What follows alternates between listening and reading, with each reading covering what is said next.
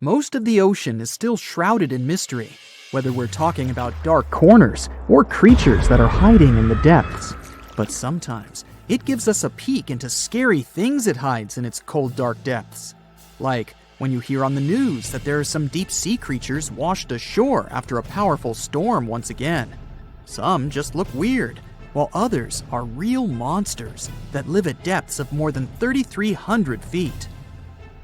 The coldest and deepest parts of the ocean have created one specific phenomenon called gigantism. So, sea spiders, squids, worms, and many other animals, mostly invertebrates, or creatures without backbones, they're all way bigger and scarier than the versions we see in the more shallow areas. In the Pacific depths, you can see a sea sponge as large as a minivan. Or what about the colossal squid that lives in subantarctic waters and is nearly 14 times longer than the arrow squid, a type that mostly lives in New Zealand? Researchers found many of these underwater monsters in the abyssal zone of the ocean. Back in 2021, the researchers showed images of the giant phantom jelly. It was at a depth of 3,200 feet. Its tentacles were 33 feet long. Wow, I wouldn't like to face that one on the beach. It probably eats only small fish and plankton, but it can swim to depths of more than 21,900 feet. And down there, this giant jelly doesn't have enough food. How does it survive then? Scientists haven't figured it out yet. And there are even more questions related to the giant squid, the biggest one ever found. This monster is 43 feet long, with a weight of nearly a ton. Imagine if those tentacles would grab your car, or something like that. They would smash it like it was a toy. There's no light in the abyssal zone. Sun rays just can't penetrate that deep. So there's no algae or underwater plants there. Local animals mostly eat snow. Marine snow is not like the regular one you build a snowman with. It consists of any small flakes or remains that fall from the surface of the ocean. Maybe even some leftovers that animals up there couldn't eat. So it's not much. But apparently, it's enough for very large creatures that hide deep down there, like giant squids. Squids that generally live at such depths don't bother going after their prey. They just wait until the poor animal swims right up to their long tentacles and falls into a trap. It may not be the best method ever, because not many animals will even swim into these dark, cold parts. But it's the method that saves energy. A giant squid eats only 1 ounce of fish daily, which is approximately 45 calories. That's nearly 50 times fewer calories than an average person should eat per day. So when a squid gets 1 fish, it saves it for a couple of days. I hope giant squids won't get the idea to go to the surface and look for food when there's not enough of it in the abyssal zone. And I hope even more that giant Greenland sharks won't get that same idea. You can find them at depths of up to 7,200 feet. They're twice as slow as we usually walk. They swim at a speed of 1.12 feet per second. Their slowness is part of the energy-saving mechanism that creatures down there need to survive. But they can speed up in the form of short bursts when they need to catch prey. But they kinda change their diet from predator to scavenger, considering their environment. There will be more leftovers falling from the surface than animals to go after. Greenland sharks grow just 0.4 inches per year, and they're mostly 20 feet long, which means they live for a very long time, sometimes up to 400 years. They also have a slow metabolism, and that's one of the main factors for their long life, too. Greenland sharks like to spend their time in cold waters. They're adapted to that, since their tissues have specific chemical compounds that prevent the forming of ice crystals all over their body. That means they have some sort of natural antifreeze. So what makes them so big? Scientists are still not sure, but some theories try to explain it. There's this thing called Kleiber's rule that says bigger animals tend to be more efficient. Just take a small fish and compare it to a whale with a mass hundreds of times bigger. The whale has a greater metabolism. It conserves energy more efficiently and loses less of it to the surroundings through heat. Moving on, bigger animals can ingest bigger prey. They're more likely to go through tough issues in their environment or defend themselves from predators going after them. Also, the body gets bigger when temperatures are lower. The Greenland shark is a perfect example. So are giant sea spiders. Sea spiders are generally common, and you find some very small ones at 0.04 inches. But in deeper parts of the Antarctic, they become 3-foot-long giants. They grow so big because the cold water has more oxygen. That way, more of it diffuses into the animal's body, and that allows it to grow bigger. Yeah, both as a creature and a nightmare. And how about this giant tube worm? Researchers found it accidentally while they were exploring the mysteries of the Pacific Ocean floor. They stumbled upon unusual hydrothermal vents. Volcanic heat is a thing that gets them going. As water seeps down through faults or cracks in the rock, these vents change their direction. When the water gets out of the vent, it's rich in different minerals and chemicals. Most animals wouldn't survive being around this toxic soup of chemicals, but not these tube worms. They came as a true surprise, because not only are they not bothered by these toxic vents and the almost boiling temperature of the water, but they developed entire ecosystems there. They're unique because they don't need sunlight to survive. Instead, small bacteria are their main source of energy. That bacteria gets their energy directly from these toxic chemicals.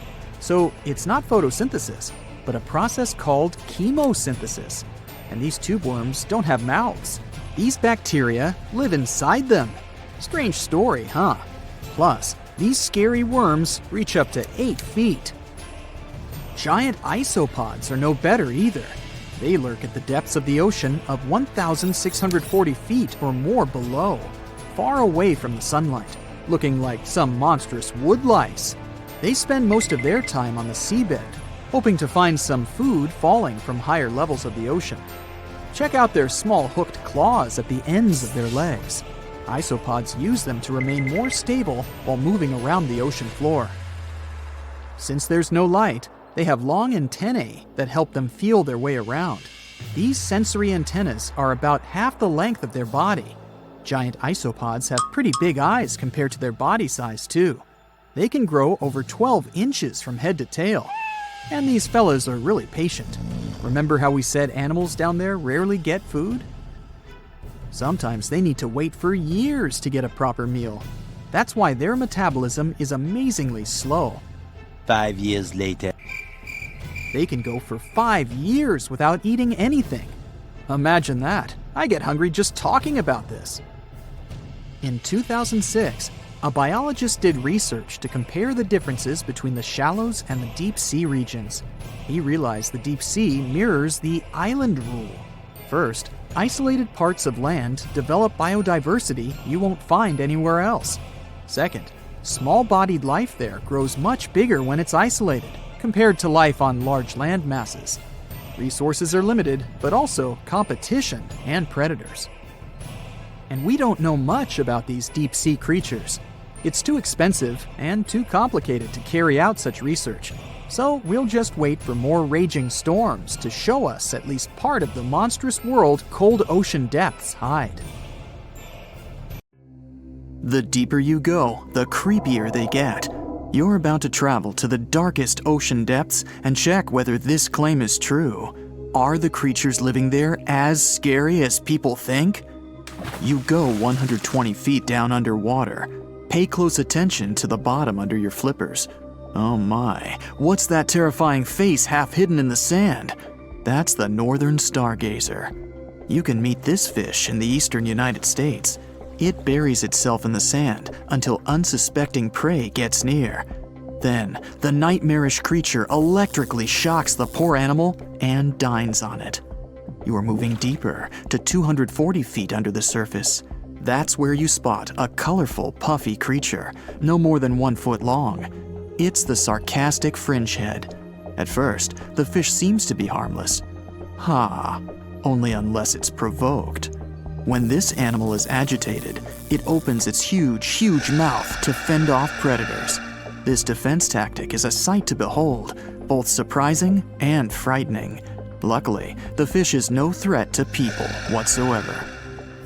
The creature you see next can comfortably live in shallow waters, but you meet it at a depth of 900 feet. You don't even need to wonder why the animal's called the Game of Thrones brittle star. Unlike starfish that slowly crawl across the seabed, this creature moves fast. It wriggles its long, flexible arms to get from point A to point B. Its body is protected by a hard calcium carbonate shell. Also called snake stars, these creatures are tiny and easily fit in nooks, cracks, and small crevices in rocks. At a much greater depth of 2,000 feet, you come across the giant squid. For a long time, it was thought to be a creature from legends rather than a real animal. The giant squid was first caught on camera in 2001, and it's exactly as big as its name implies. The creature's eyeballs are the size of soccer balls, and the squid itself can weigh up to 600 pounds. Almost 3,000 feet below the surface, you get spooked by another creepy-looking animal. It's somewhat red and rather small, no longer than 1 foot long. As you approach the creature, it looks rather docile, or maybe just indifferent. The vampire squid, that's the animal's name, looks like an umbrella with tentacles. It doesn't even produce ink, so you leave it alone. Soon after that, at a depth of 3,200 feet, you meet the cookie cutter shark. This creature is a parasite. It attaches itself to big fishes, dolphins, whales, and sometimes even people. Then, using its neatly arranged serrated teeth, it gouges out cookie-sized pieces of meat. This nasty glowing animal doesn't grow larger than 20 inches and lives in the ocean twilight zone. At a depth of 3,300 feet, the light becomes a rare and valuable thing. The animals living that far away from the surface have to evolve unusual features to survive. That's how the barrel-eye fish ended up with a transparent head and 2 super-sensitive barrel-shaped eyes. Right now, pretty much like always, they're pointed upward, allowing the fish to see potential prey and you. Almost 4,000 feet below the surface, you see something droopy and saggy. The blobfish doesn't have a skeleton or any muscle. Its jelly-like flesh lets the creature survive incredible water pressure. Despite its appearance, the blobfish is an ambush predator. It usually lies very still on the bottom, waiting for unsuspecting prey to swim by. You go a bit deeper and spot a creature that looks particularly ghastly. The goblin shark senses prey with its snout. The creature's terrifying jaws are attached to elastic ligaments. When some animal comes too close, the shark catapults its mouth forward to catch it. If your mouth could do the same, you would be able to eat things dangling 7 inches away from your face. Even deeper than that, at 5,000 feet, you notice another member of the shark family. The frilled shark looks like an overgrown eel, but its gills are lined with red fringe at the edges, hence the name. The creature's horrifying mouth has 25 rows of razor-sharp backward-facing teeth, 300 in total. The shark prefers to hover in the water, waiting for its prey to come closer. Then, it charges at it like a snake. Suddenly, you see something glow brightly like an electric bulb. But after coming closer, you recoil in horror. The creature looks like an upgraded eel equipped with oversized teeth. That's the deep-sea dragonfish that can live at a depth of 6,000 feet. Chemical processes going on inside the fish's body produce an eerie red glow. This glow is used to communicate with other fish. At the same depth, you meet another deep-sea inhabitant. Its most prominent feature is its huge mouth. Thanks to it, the gulper eel can swallow its prey whole. Its stomach can expand to a terrifying size when it needs to fit something large. At a depth of 6,600 feet, you come across an angry-looking creature with a fishing rod over its head. It's the deep-sea anglerfish. The animal has an unusual dorsal spine, even though it's worn only by females.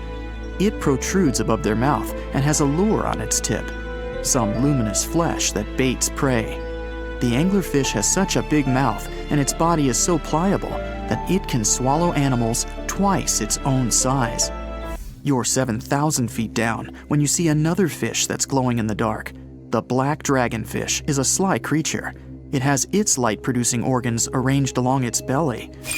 The spooky creature also has gleaming flashlights next to its eyes. They help the animal find prey and attract potential mates. At the same depth, you also spot an enormous pill bug. But unlike the critter you can find in your garden, this one is at least 20 inches long. That's the giant Isopod, and it is, indeed, related to the roly-poly, as well as crabs and shrimps. These creatures may look somewhat scary, but they're harmless. They feast on other deep-sea animals only after those have passed away. At a depth of 13,000 feet, you notice the ocean floor has become a bit fluffy. That's because it's covered with zombie worms. These creatures rarely grow to be more than 2 inches long, and still, they can break down fairly large animals, so strong the acid they produce is. The worms' feathery appearance makes them look like plants, but the truth is, these creatures munch on rock-hard bones of the world's largest animals, such as whales. The grid-eye fish almost scares you out of your mind soon after that. This creature has a pair of large greenish oval plates on the top of its head and no eyes whatsoever. Experts believe that these bony membranes detect light coming from predators, saving the fish's life. You're now 3 miles down below the surface, and that's where you spot something bizarre on the bottom. It's definitely a fish, but it's standing on the ocean floor on 3 long, rigid legs. Ah, it's the tripod fish. Curious rather than scary. This creature has adapted to the almost complete darkness by giving up on its vision. It has to rely on vibration and touch to sense prey. And then, the fish uses its fins as hands to transport food directly into its mouth. You don't have time to go any deeper before you spot the faceless fish.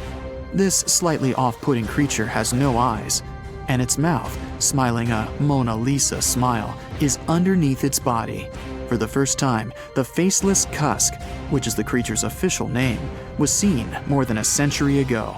The next time it happened was only in 2017. Once you've reached a depth of 6 miles below the surface, you see deep-sea cucumbers. These bizarre creatures are much bigger than their shallow water relatives. They spend most of their time on the sea floor. But if they need to escape predators, they are able to swim away. Deep-sea cucumbers have bright purplish coloring, tiny feet, and tentacles that surround their mouths. Cute. The question is, why do these deep-sea creatures look so scary? Life is very different there, at the bottom. Tremendous water pressure, a lack of food, and constant darkness. You have to adapt to survive in such extreme conditions. The Meg, aka Megalodon, roamed the oceans long after dinosaurs were wiped out by the Great Meteorite. It was one of the largest and most dangerous hunters that have ever lived on Earth, as well as the biggest shark. But then, about 3.6 million years ago, the last of its kind disappeared from our planet, leaving only huge teeth for modern archaeologists to keep finding. There are a few theories about why it could have happened, but scientists might have found the true reason. The Megalodon, which means big tooth, was the largest shark ever to exist. It reportedly lived around 20 to 3.6 million years ago and was truly enormous. Its bite was more powerful than that of a T-Rex, and likely any other powerful predator that has ever roamed this planet. It's probably not surprising since this marine creature had extremely strong jaws that could span from 9 to 10 feet wide. That's enough to swallow 2 grown-up people side by side. The jaws were also lined with 276 teeth, and they reached 7 inches in length. That's as long as a small hedgehog. Once these teeth got worn down, the shark got rid of them and grew new ones. Such large sedated teeth helped the Meg to eat meat easily. The shark itself could grow up to 59 feet long. That's twice the length of a London double-decker bus. The animal was also pretty heavy. While a fully grown T-Rex weighed about 8 tons, the weight of a large Megalodon could be more than 30 tons. With no competitors, the enormous shark was the real king of the oceans. It hunted other sharks, large fish, and even whales. Then why did such a magnificent creature disappear from the face of the earth? The previous theories mentioned the great white shark. The Megalodon is usually described as some gigantic version of this marine animal. And this is a common mistake made because most people think these creatures were related. But in reality, the Meg looked more like a modern bull shark. Its snout was snout, its lower jaw was rather flat, and long and massive pectoral fins supported the animal's weight. But what's more important, the ancestors of today's great whites existed at the same time as the Megalodon. Now, with great size comes great clumsiness. And although the Meg was huge and powerful, it was also not as nimble as smaller and quicker great white sharks. Great whites could have rivaled a Megalodon for food, and were often more successful hunters thanks to their agility. They couldn't fight the Meg openly, but were fast enough to steal its food. So according to this theory, the only food left for the Megalodon were whales and equally big marine animals. Grown-up Megs could easily catch such beasts, but their offspring were much smaller and more vulnerable than their parents. Could smaller sharks have used this to their advantage? Maybe while megasharks were still little, they became a meal for great whites, as well as bull and tiger sharks. Even at those times, a great white shark could reach the length of 20 feet, while a Megalodon kid was definitely smaller. But even if there had been no open confrontation between young Megalodons and smaller grown-up sharks, Meg kids wouldn't have been able to find food for themselves to grow to adulthood. The reason is the same.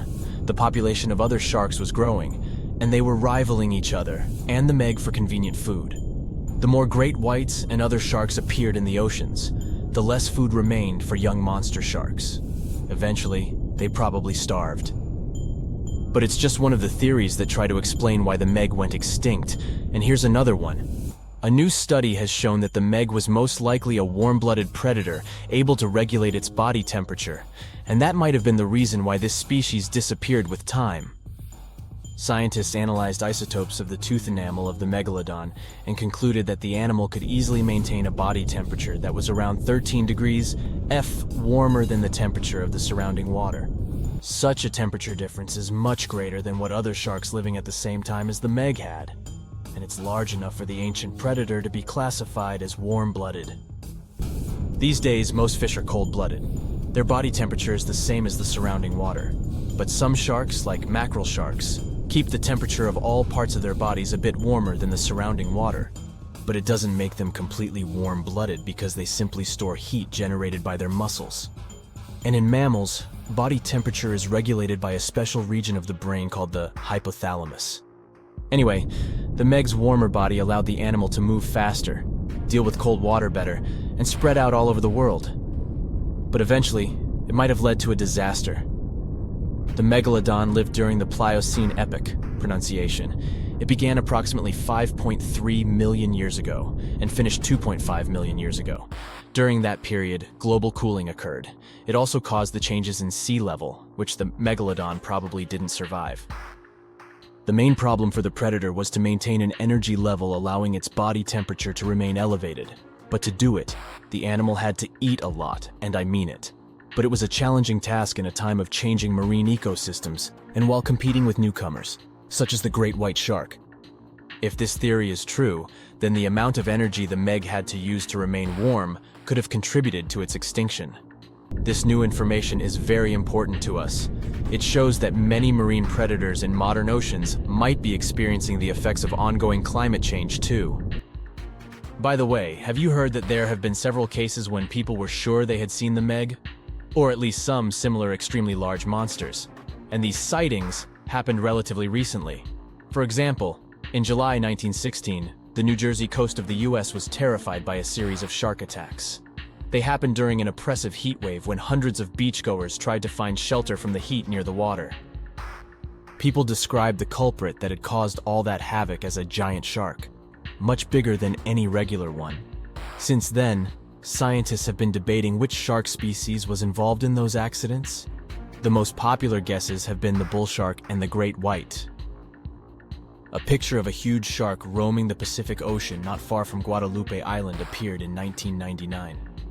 The creature was nicknamed Deep Blue. It could be distinguished from others by a wavy pattern separating its gray back and white belly. But even though some people claimed it could be the infamous Megalodon, experts came to the conclusion it was a female white shark, the largest ever seen. The average length of a male white shark is 11 to 13 feet. Females are bigger, up to 15 or 16 feet, but Deep Blue reached more than 20 feet in length. No wonder people were confused. For the last time, Deep blue was spotted in 2013 near the western coast of Mexico's Baja California. But look, there's another jumbo shark, and you can meet it in any part of the world. The largest specimens can reach 40 feet long and weigh about 5 or even 6 tons. Could it be, if not the Megalodon itself, but one of its relatives? Again, a wrong guess. That's the basking shark. This animal prefers subpolar seas, with temperatures not higher than 58 degrees F, even though some of these animals do migrate to warmer places. Like whale sharks, basking sharks are harmless and don't attack snorkelers or divers. These creatures have loads of small teeth, but they don't use them when feeding. Instead, they swim with their huge mouths open and swallow plankton. A grown-up basking shark can filter nearly 2,000 tons of water per hour.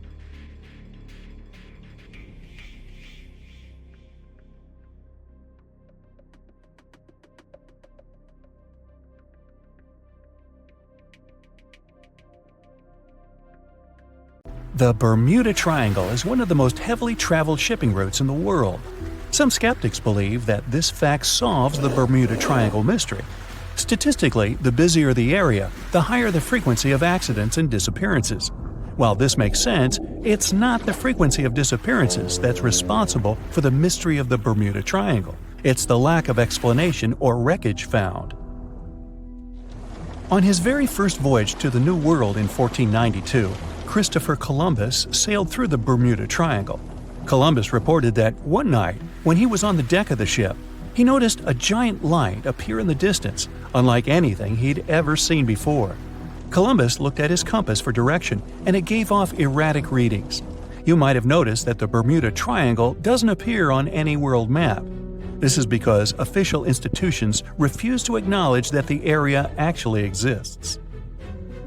No one exactly knows how many ships and planes have disappeared in the Bermuda Triangle.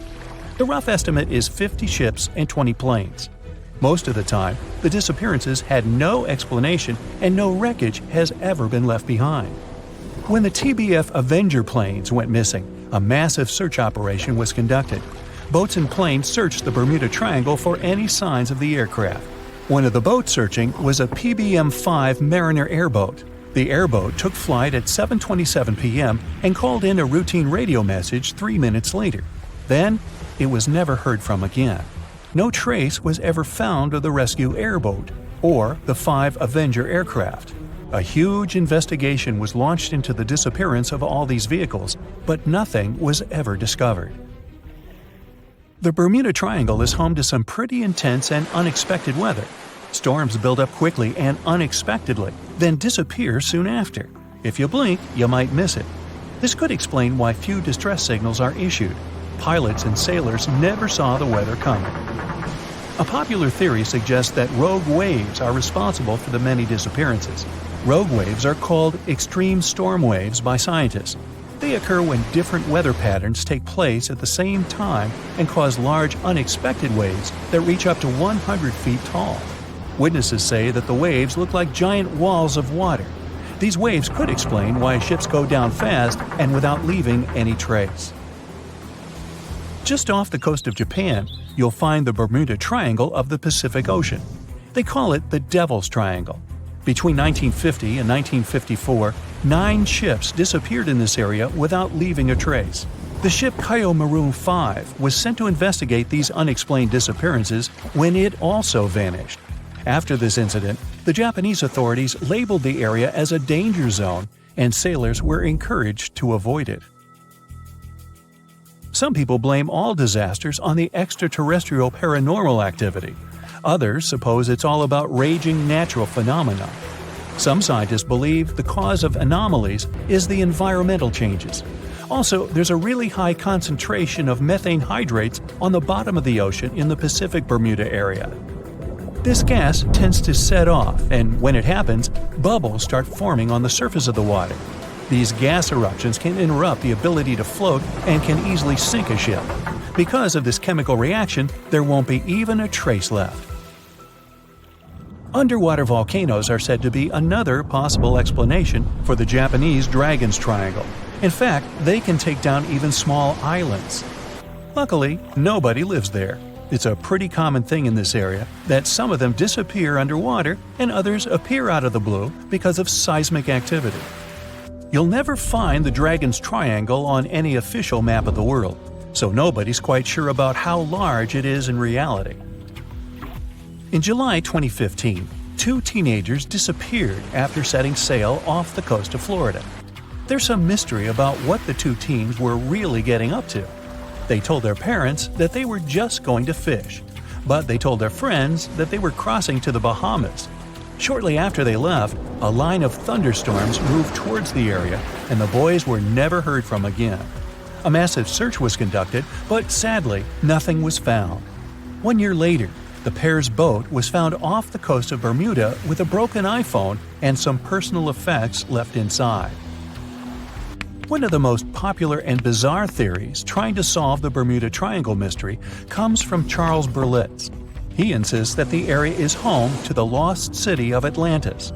The missing ships and planes and malfunctioning equipment, according to him, were all caused by rays of energy let out by the special energy crystals that power Atlantis. While this sounds silly, Berlitz's theory was convincing enough that over 20 million people bought his book worldwide. Previously, the compass wouldn't work well in the Bermuda Triangle since the lines of the 2 poles coincided here, true north and magnetic north. But if you fall into this line, your compass will behave strangely. But the magnetic north is constantly shifting, and now it's far beyond the triangle. No legend says pirates of the last centuries operate in the Bermuda Triangle, or that the Flying Dutchman makes other ships disappear. A popular theory is that ships travel to the distant past or future through a time portal in the Bermuda Triangle. Fortunately, these are all myths. Just imagine hundreds of giant tentacles reaching out to a group of ships sailing through the Bermuda Triangle.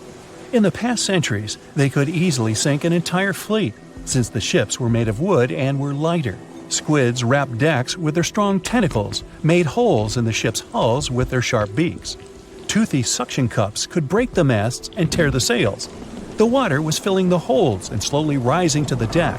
The ship sank in a matter of minutes. Survivors reached the shore and told everyone about huge monsters. This is how the legends of the kraken appeared. Fortunately, now people have sonars and equipment for monitoring the sea space. They say the main reason why this place is so enigmatic must be the magnetic fields that form this ominous triangle. Ocean floor is made of rocks containing a lot of magnetite. It's more like iron. Magnetic fields react to the high concentration of magnetite on the ocean floor, which may start a sort of conflict between the two. It can often lead to various weather anomalies and, as a result, navigation issues. And naturally, any changes in the ocean floor or the Earth's magnetic fields influence the Bermuda Triangle a lot. Magnetic fields tend to shift their position, so do tectonic plates and even the continents, even though we never notice it. The skies are usually very clear there, but back in 1883, some people witnessed abnormal things in the area. Some claim to have seen large blocks of ice falling from the skies, and the crew even managed to save one as hard proof. Seems like the Bermuda Triangle has an alternate not only on Earth, but even in space. Spacecraft usually don't disappear into thin air though, like there's no air. This anomalous area is really large and stretches right above the South Atlantic. It occupies the area from Chile to Zimbabwe and sits right at the point where Van Allen radiation belts are the closest to the surface of our planet. The Earth has 2 such belts, which come in handy trapping the particles that shoot in from the sun. They do a great job protecting the Earth from radiation.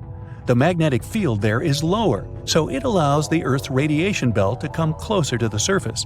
Whenever a satellite passes by, it will be exposed to radiation, which might lead to serious damage. So, no satellite can take pictures of it. The South Atlantic anomaly is part of the Earth where natural radiation just flows out of control. Still, there is little evidence that all these triangles are really dangerous. Many believe the Bermuda Triangle itself has been proven time and again to be nothing but a work of fiction. In fact, some shipwrecks, such as the Ellen Austin, gained popularity in the middle of the 20th century, while nobody even thought of drawing a triangle in the Bermuda area before that. The mystery was popularized by science fiction writers and became a common myth. while no serious research proved it any more dangerous than other parts of the world's ocean. So, the crew of the Ellen Austin back in 1881 weren't even aware of the Bermuda Triangle back then, let alone afraid of it. What do you think?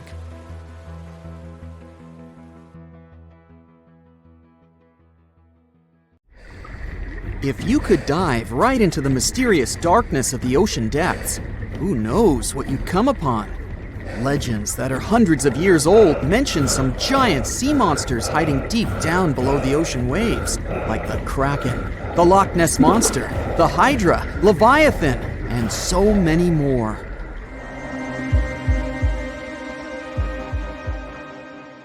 Okay, no one has ever seen such monsters, but there are still weird and unusually big sea spiders, squid, worms, and many other animals that grew way more than we'd expected. Take a look at the colossal squid from sub-Antarctic waters. It's around 14 times longer than the arrow squid that lives near New Zealand. And deep down in the Pacific Ocean, there's a sea sponge as big as a minivan. Oceans contain about 96.5% of all water on our planet. Up to 80% of all life on Earth we've discovered is under the oceanic waves. We haven't explored, mapped, or even seen more than 80% of the ocean. In fact, we've mapped Mars better than we have the ocean bottom. The pressure down there is insane, and it would make you feel like you're holding up almost 50 jumbo jets. And temperatures at such depths are extremely low. Conditions deep below the oceanic surface are harsh, so creatures that live there need to adjust. That's why many of them grew very, very big to survive. Creatures that live in cold, dark depths are so big because of a phenomenon called deep sea gigantism. The deeper you go below the oceanic surface, the less sunlight there is. That's why the temperatures drastically fall. The result of this is increased cell size and longer life of creatures. Also, these creatures don't have as much oxygen as the marine animals that live in shallower parts, and their food sources are minimal. Much of the food they get comes from shallower waters, and only a little bit trickles down to the deeper parts. And when there's not enough food, being large is an advantage. Larger creatures can move farther and faster to find something to eat. Their metabolism works slower.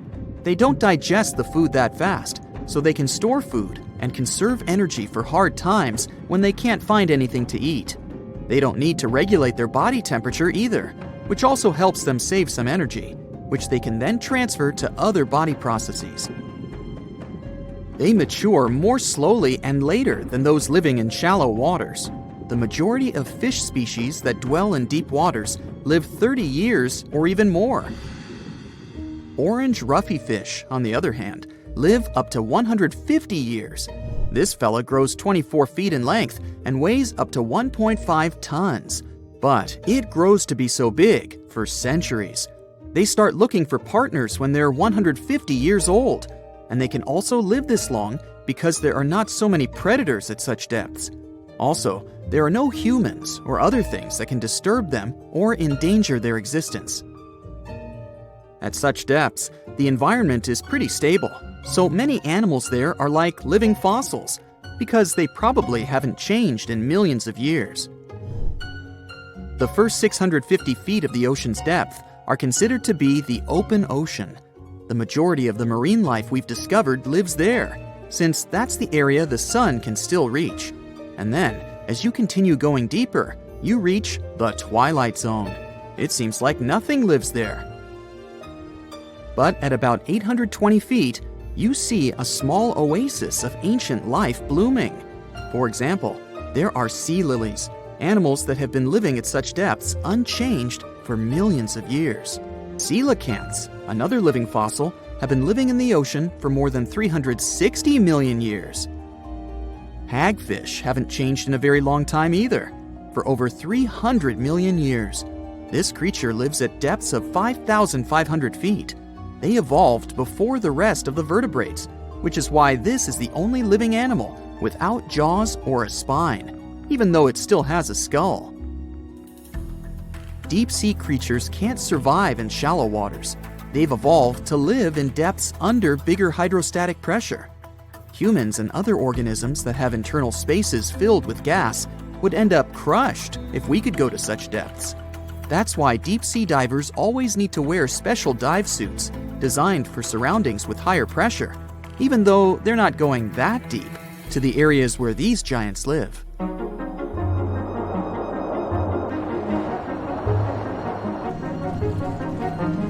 But near Antarctica, you can see gigantism way closer to the surface, like giant sponges, sea slugs, sea spiders the size of a dinner plate, worms, and even some enormous single-celled organisms. They all tend to chill in shallower waters. Scientists are not sure why exactly, but they think it could have something to do with oxygen. Giant species use just a little oxygen, and the waters around Antarctica are pretty rich in it, which means there's hardly any limit to these animals growing bigger and bigger. Back to deep-sea creatures.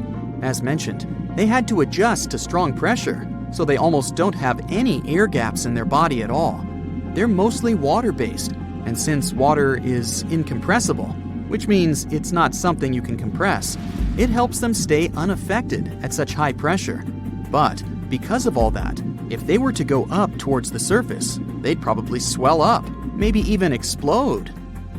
Just look at the blobfish, the one that takes the title of the ugliest animal in the world. It looks normal deep down below the surface, where its natural habitat is. But when it gets up to the surface, where the pressure is 120 times lower, it changes its shape. The blobfish doesn't have a skeleton or muscles, so without high deep-sea pressure, it ends up being all floppy and saggy. The dark oceanic depths are not just scary to watch, but to listen to as well. In 1997, scientists were trying to find underwater volcanoes located off the South American coast. During their travels, they recorded one of the loudest noises ever registered. It was pretty weird, too. It was so loud, even sensors from more than 3,000 miles away managed to pick it up. They later called it the Bloop. It took them 15 years to conclude the sound came from an ice quake. That's when seismic activity breaks frozen ground. Water at the bottom of the ocean is not always extremely cold. There are hydrothermal vents on the seafloor, and the water that comes out of them can be up to 750 degrees Fahrenheit. Powerful pressure, yep, the same one that would crush you, is something that doesn't allow the water to boil. There are hundreds of animal species that live near deep-sea hydrothermal vents. Some of them, such as tube worms, are not like anything we've seen before. These worms absorb chemicals from vent fluids. That's how they feed bacteria that live in them. And in return, those bacteria give them the carbon the tube worms need to survive.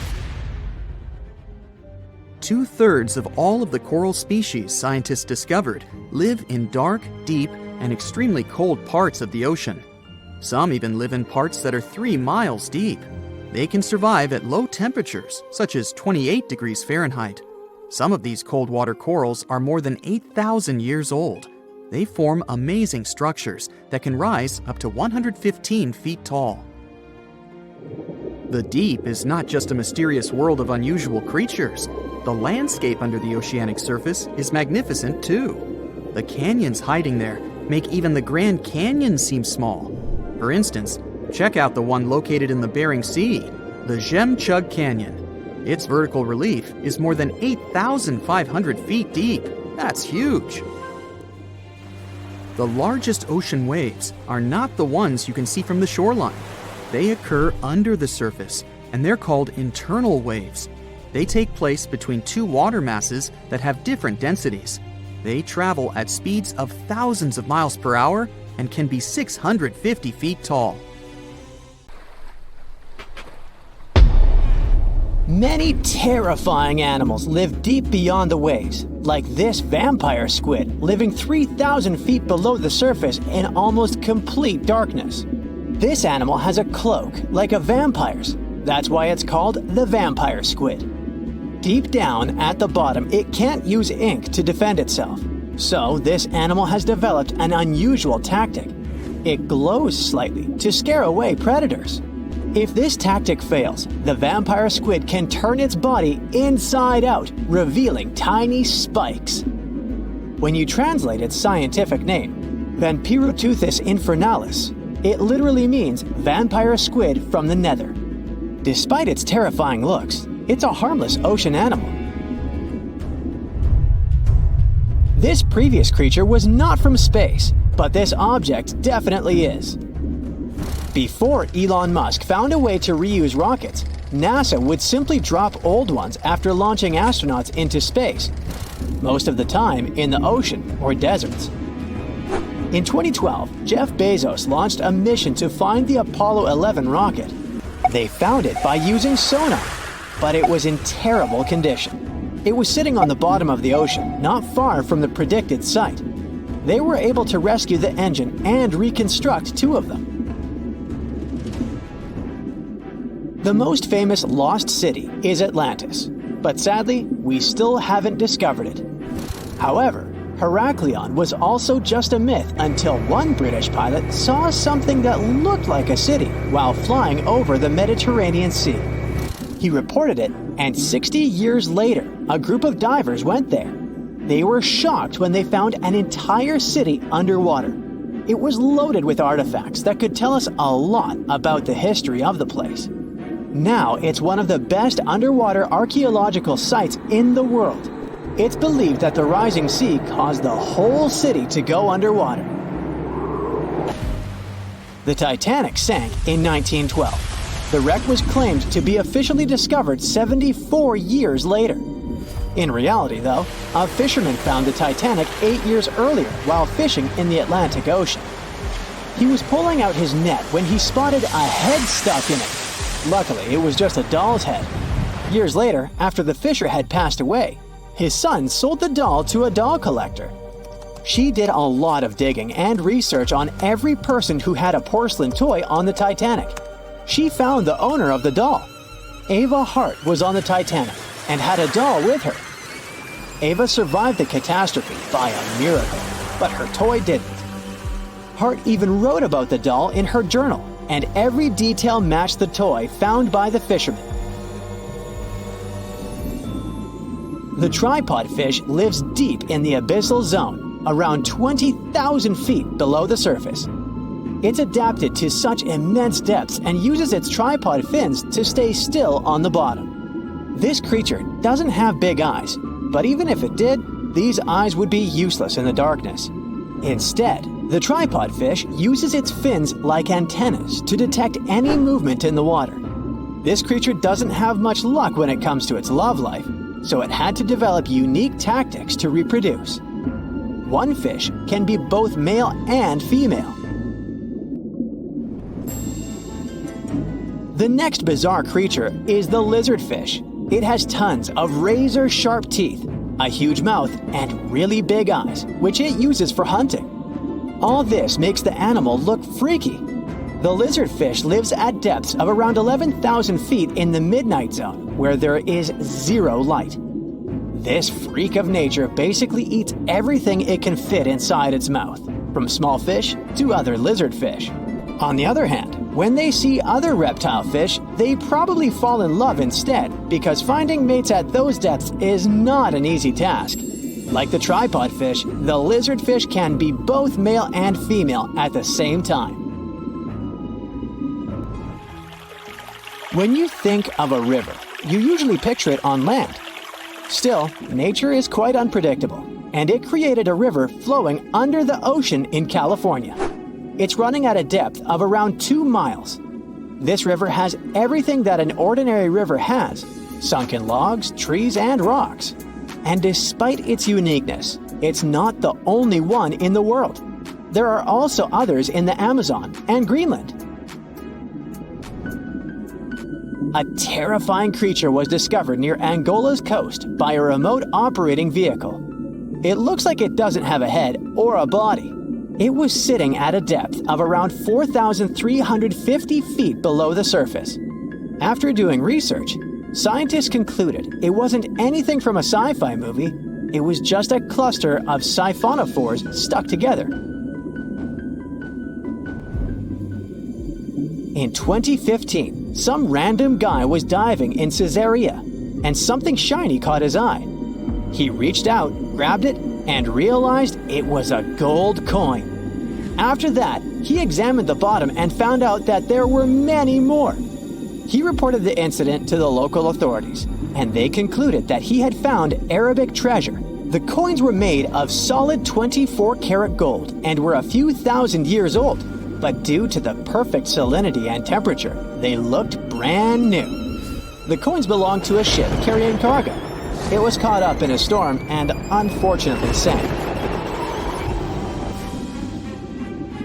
One of the weirdest things ever discovered was found in the Baltic Sea. It's an anomaly that looks as if it was created by a different civilization. It was discovered by Swedish researchers, and they basically had no idea what it was. They had to ask tons of other scientists for their opinions. When you look at this formation from above, it's 200 feet long and looks exactly like a fallen spaceship. It's hard to believe that it's a natural formation. But, spoiler alert, it's totally made by nature because the Baltic Sea has gone through many erosions throughout history. Most likely, the bizarre formation is the result of these processes. A group of divers in Madagascar were shocked when they found this 7-foot monstrosity of a knife on the seafloor. The speculation started immediately, and many said that the knife was from some giants that had fought megalodons and lived on Earth thousands and thousands of years ago. That could make a nice story, but the knife is most likely a movie prop that was lost at sea. One of the ocean's most bizarre animals is the frilled shark. It's believed that this fish is the reason for all those sea serpent stories that sea explorers of the past wrote about. These animals live pretty deep in the ocean, but sometimes they can be seen in shallow waters. It's super rare, but possible.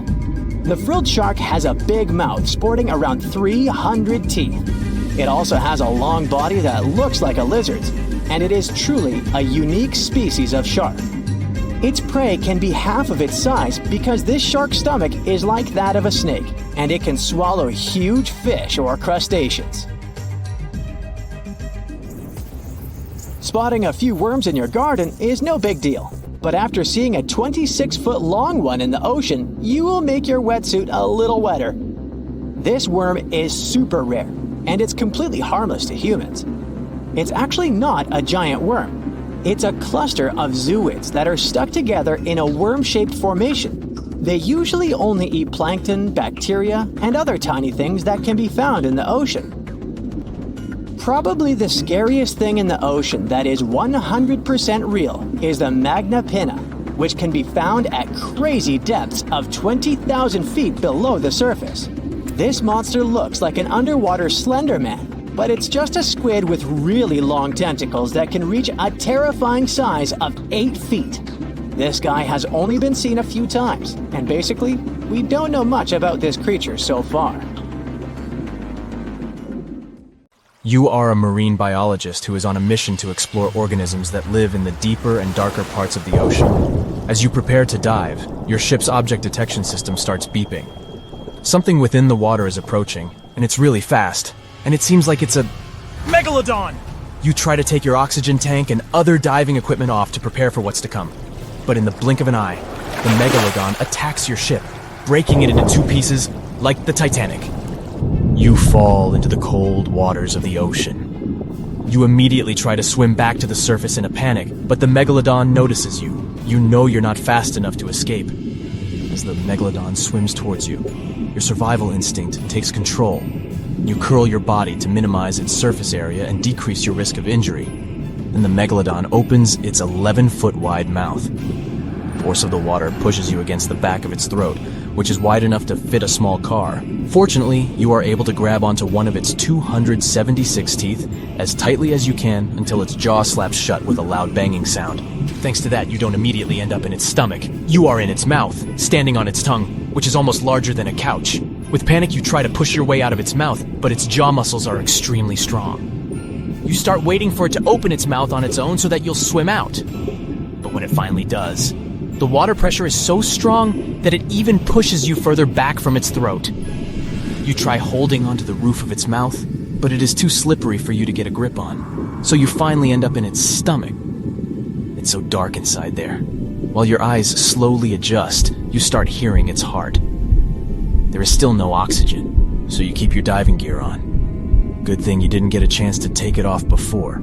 However, if you were able to take your snorkel off, it would smell rotten due to the methane gases. You start looking around and see the stomach is full of the remains of the Megalodon's previous meals. There are skeletal remains of fish and sharks all around, and even other divers who weren't as lucky as you. Fortunately, the wetsuit you're wearing is super protective. You start feeling more pressure around you, which means the Megalodon started its descent deeper into the ocean. The rising panic causes your muscles to twitch. You start feeling extremely exhausted. That's why you need to do something now, and do something fast if you want to make it out alive. You remember that your diving equipment includes an emergency knife. It's small, but it's really sharp. You take that out and try cutting through the Megalodon's skin. The Megalodon's swimming slowly gets weird as you continue trying to cut your way out. You can tell it doesn't want you inside itself anymore. So it finally barfs you out, making you the only survivor of a Megalodon attack. Do you know how harsh the water around undersea volcanoes is? It is so acidic that some samples even showed it to be at a level between stomach acid and battery acid. This water also contains so many chemicals that are toxic to normal marine creatures and plants. And yet, some species have found a way to live near or inside hydrothermal vents, like this special type of shrimp. This mysterious creature from the dark depths of the ocean has adapted to grazing bacterial filaments using its small claws, which are similar to garden shears. Hydrothermal vents stemming from the volcano coat the rocky surface, which means that all those creatures living down there get something to eat. In fact, undersea volcanoes provide 3 very important life-sustaining elements in those areas: minerals, hot water, and bacteria. Whenever there's an open fissure in the ocean floor, water seeps into it. Bacteria living in the crust of our planet then move in and remain in the hot water. The temperature of the water there can go up to 750 degrees. When the fissure erupts and expels the heated water, these bacteria get expelled along with it. There's something else that comes along for the ride. Many nutritious minerals that resided in the rock that has been dissolved by the super hot water. The warmth coming from the vent and the minerals sustain the bacteria and give them the perfect chance to multiply. In many cases, the first sign of life around an underwater volcano is a thick coating of bacteria. The bacteria develop stable colonies, which is why other deep-sea creatures that inhabit these dark areas use them as food, like these shrimp. They're trying to eat that fast-growing bacteria and at the same time do their best to avoid the hazards of all the volcanic eruptions. The waters surrounding undersea volcanoes are usually too acidic and hot for humans to dive to, even when there is no lava, ash, or steam spewing from the craters. But when a group of researchers took adequate equipment and finally managed to leave their camera in the hot acidic waters for an hour, they had no idea that they were going to find... Are those sharks? They were hiding in the deep, orange, murky waters around the Solomon Islands submerged Kavachi. Different shark species, including hammerheads, scalloped hammerheads, and reef sharks. The story gets even better when you realize Kavachi is an active volcano with pretty common eruptions. Apparently, submarine boiling lava and underwater explosions don't scare those sharks at all. It's their home, where they feel safe and comfortable. They must have done a great job evolving into this harsh environment over millions and millions of years.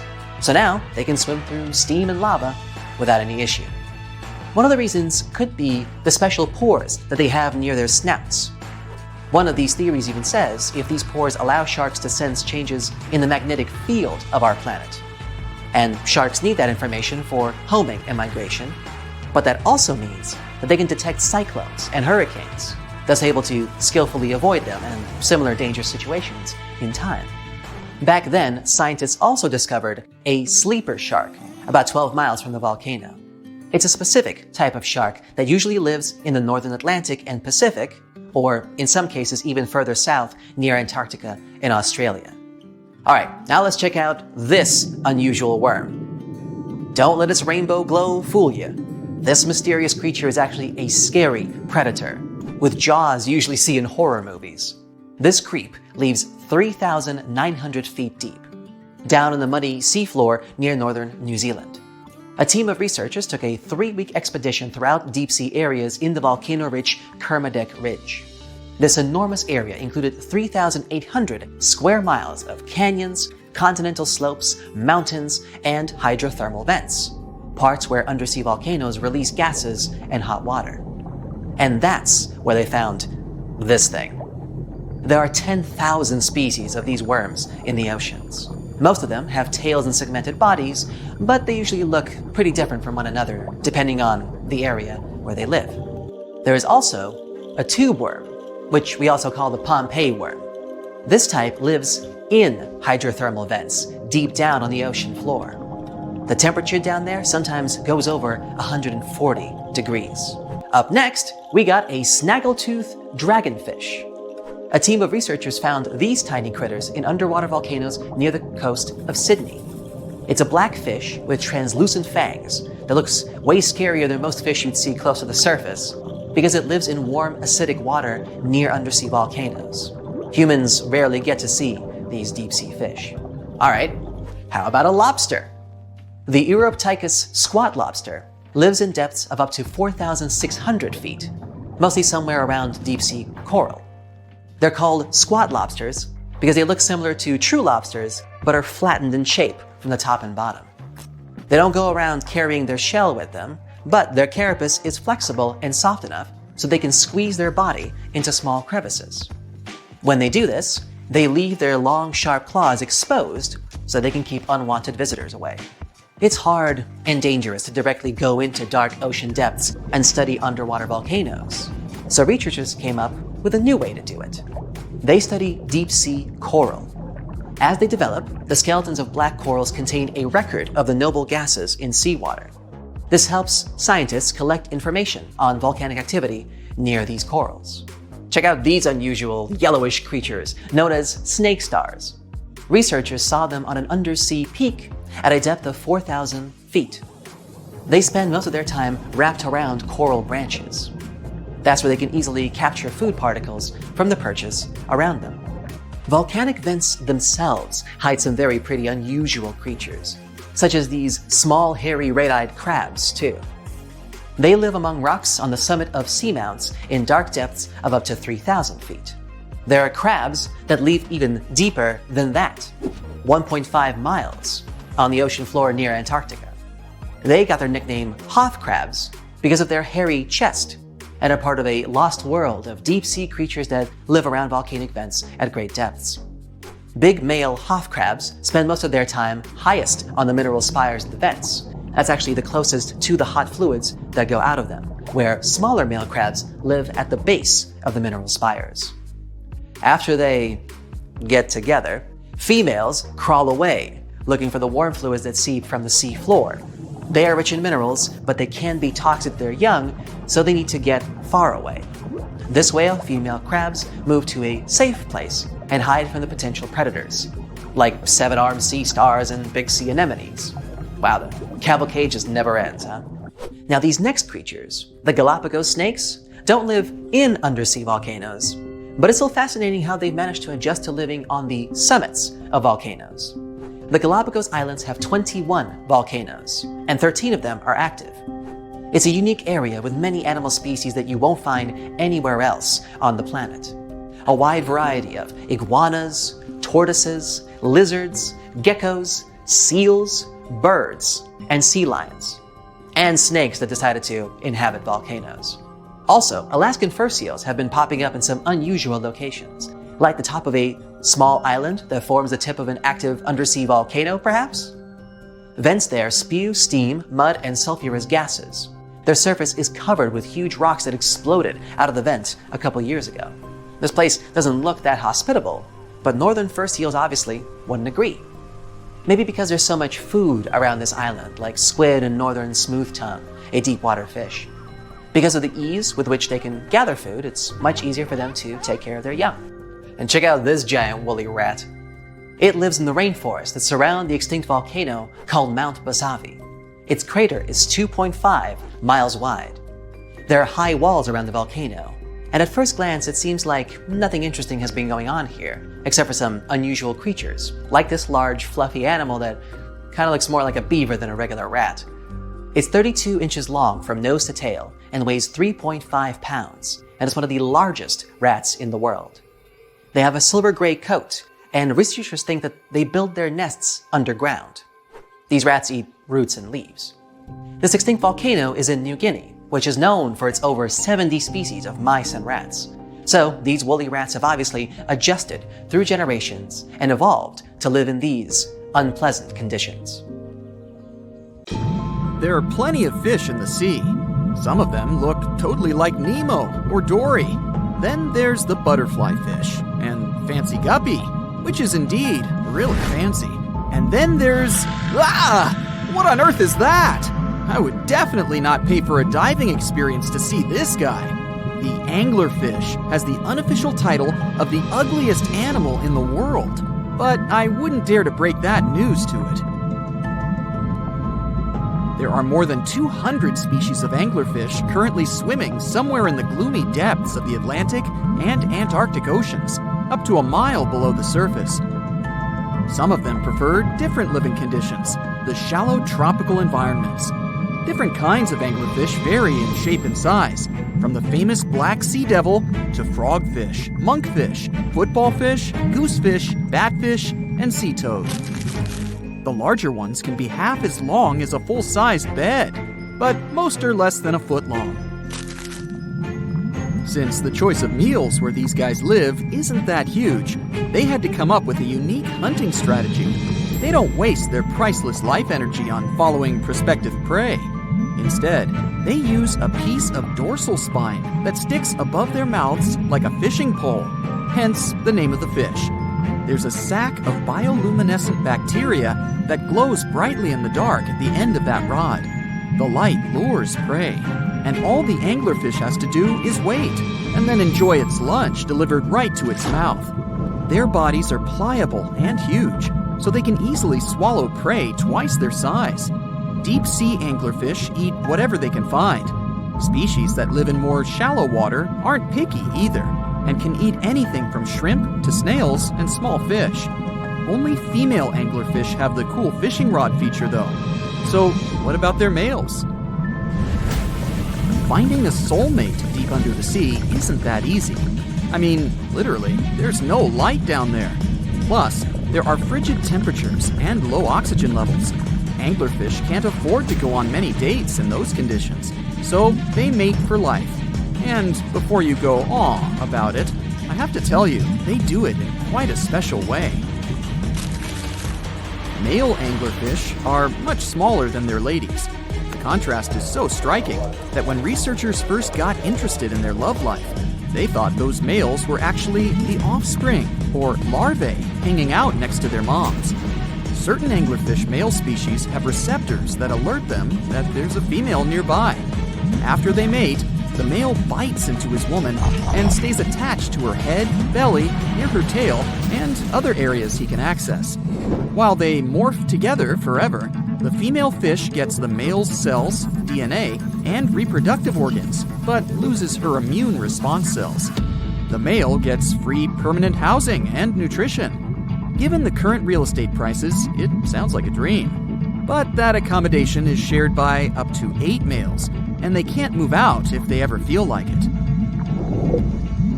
You're unlikely to meet this deep-sea fish in real life, but if you meet an anglerfish in your favorite video game, remember that you can easily outswim it and make it kinder to you with tranquilizing arrows.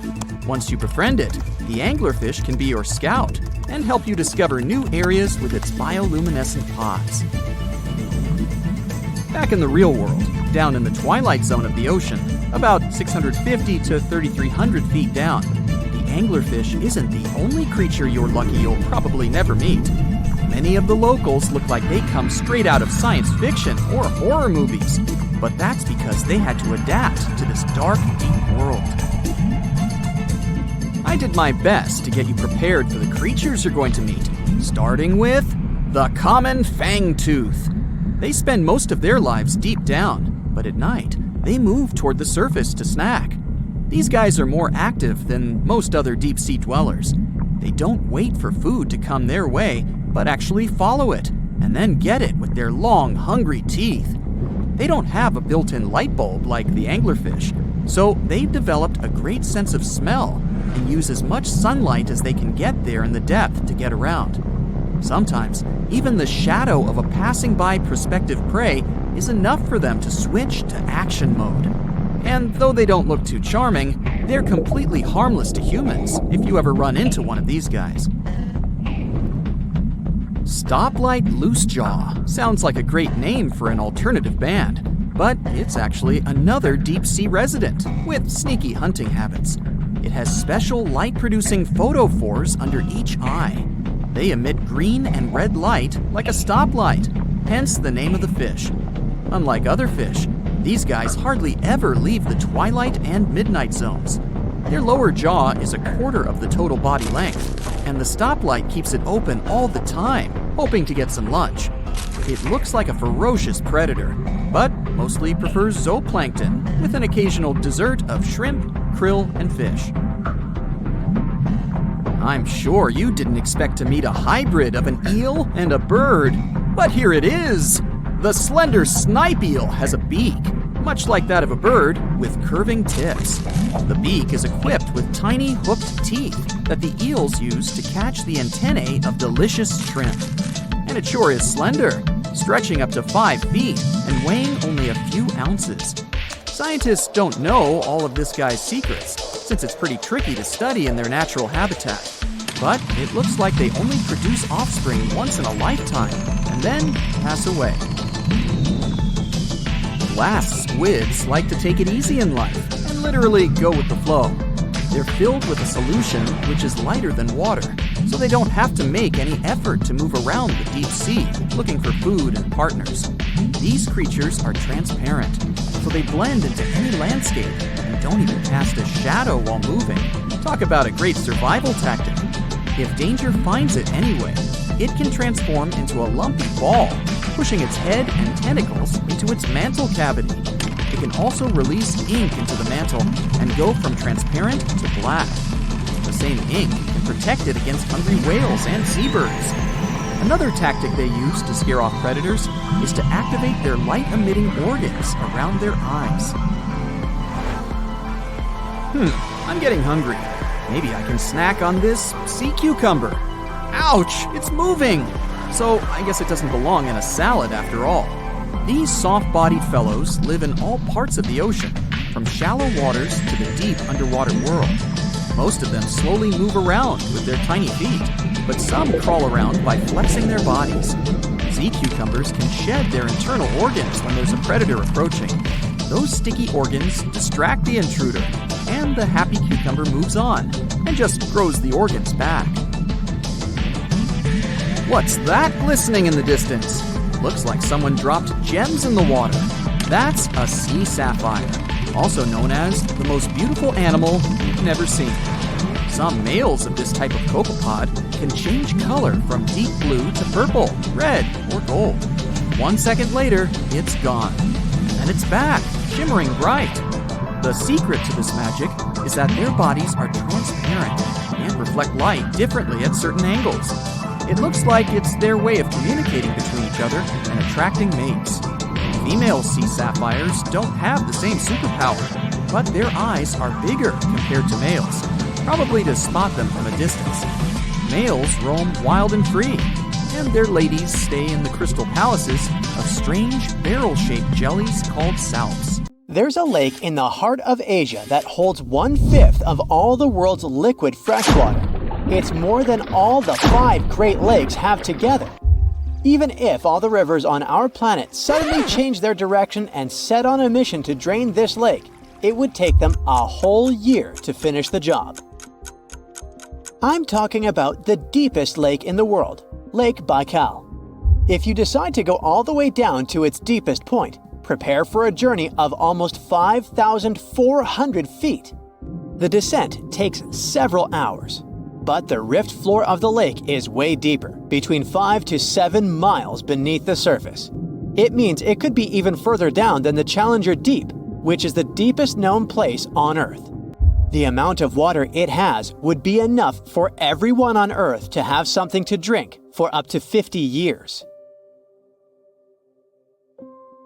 This mighty giant of a lake replenishes its water completely every 383 years. Baikal has a great delivery crew of over 300 rivers and streams, bringing their waters right in. And only one river flows out of Baikal, the Angara, which is headed straight for the Arctic Ocean.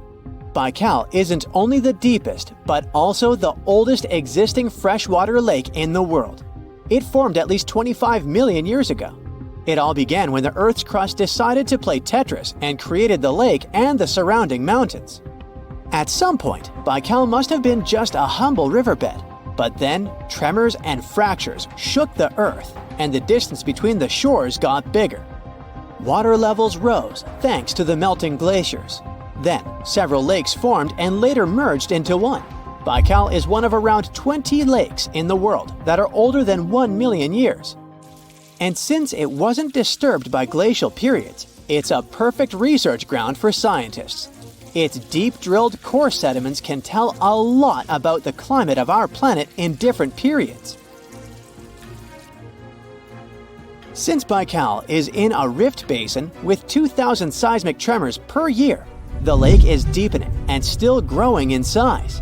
Its shores drift apart at around the same rate as South America and Africa are moving away from each other, so it has all the potential to become an ocean.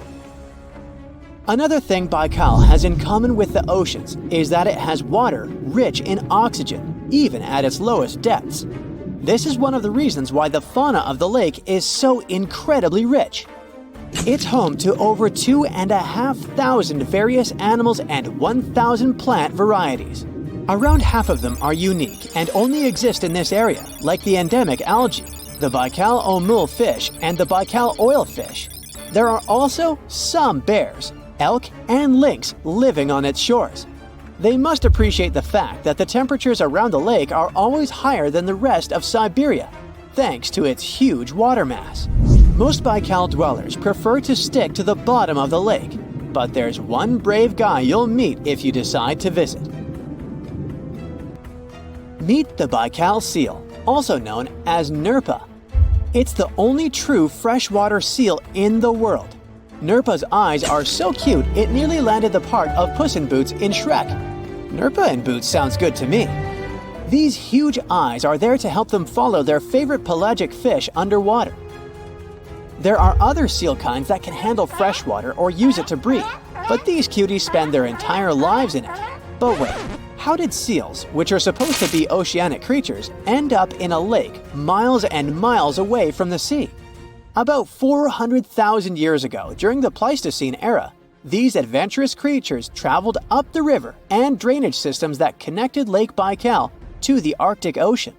The ringed seal that still lives in the Arctic is believed to be the Baikal seal's closest ancestor. Today, Baikal seals are confined to their freshwater home because of the changes in waterways. And they seem to be pretty happy with their home as they can choose from a huge variety of food to eat.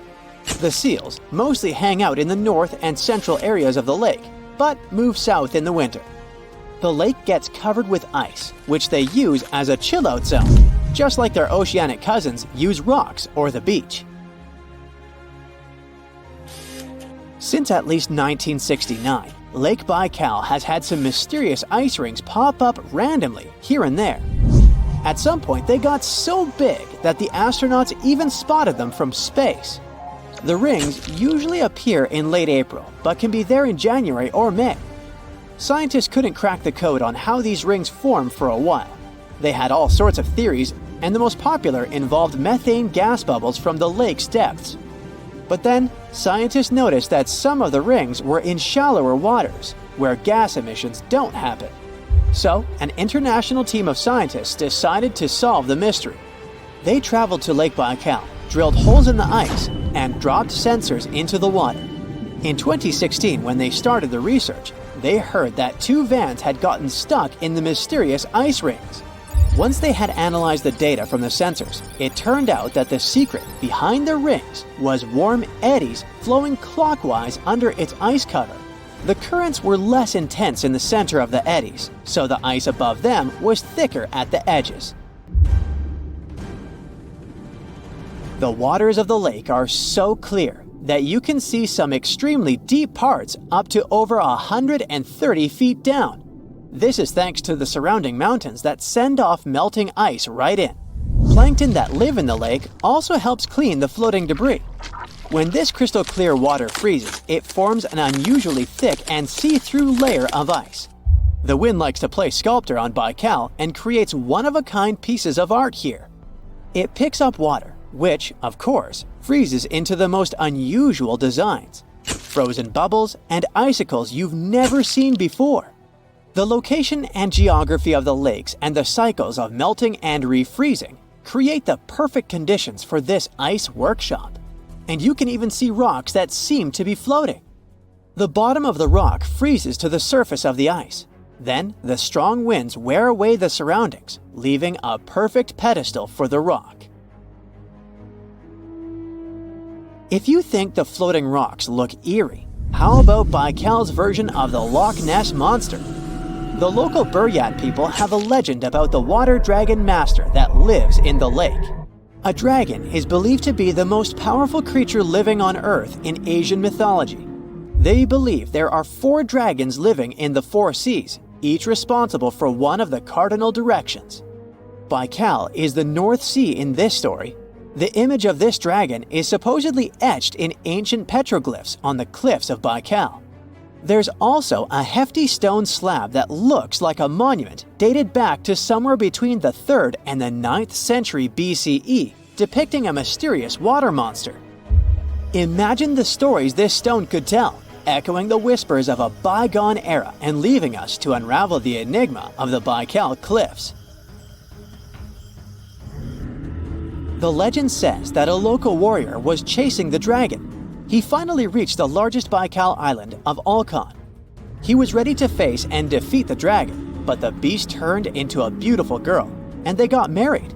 That's one unusual twist to a classic defeat the dragon and take the girl story. So, local legends describe that dragon as a giant sturgeon with an almost gator-like snout and armored body. In reality, the mythical monster must be one of the many huge fish living in the lake. They can afford to grow to several feet in length thanks to the high levels of oxygen in the water. Beluga sturgeon can weigh several thousands of pounds, lives up to 50 or 60 years, and never stops growing. The stonefish. Stonefish aren't going to win any beauty contests, unless the pageant is for best rock lookalike. Their tiny unreflective eyes and rough skin blend in perfectly with their environment. A large head, an even bigger mouth, and a home full of, it's rocks. And just because you're on the beach doesn't mean you're safe. Stonefish can survive for 24 hours out of the water. Stepping on one or even handling one won't be that fun. Their dorsal fin spines have extremely strong venom. It shoots out when they get stepped on, and it can lead to paralysis or even heart failure. You'll need help fast. No wonder they're one of the most dangerous creatures in the water, or anywhere. Be careful when scrambling around rocky areas. They love to play hide and seek. The deep sea dragonfish. If there were a prize for the most hideous fish in the ocean, the deep sea dragonfish would win. With slimy, scaleless skin, massive teeth, and a face only a mother could love, this bad boy of the sea is nothing to mess with. It likes to swim between 700 feet and 6,000 feet below the surface of the ocean, where the waters are the darkest and coldest. Along with some other creatures on this list, the deep sea dragonfish relies on its bioluminescent body parts to catch prey. It also uses its hanging appendage, which boasts a little red light on the end, coming out from its lower jaw. Many fish mistake this little light for prey, luring them right into the jaws of the deep-sea dragonfish. Very clever dragonfish. Very clever indeed. The fangtooth. The Mariana Trench is an underwater trench with a depth of 35,000 feet, nearly 7 miles below the ocean's surface. Let that sink in. While scientists know the Mariana Trench exists, it's one of the least explored places on Earth.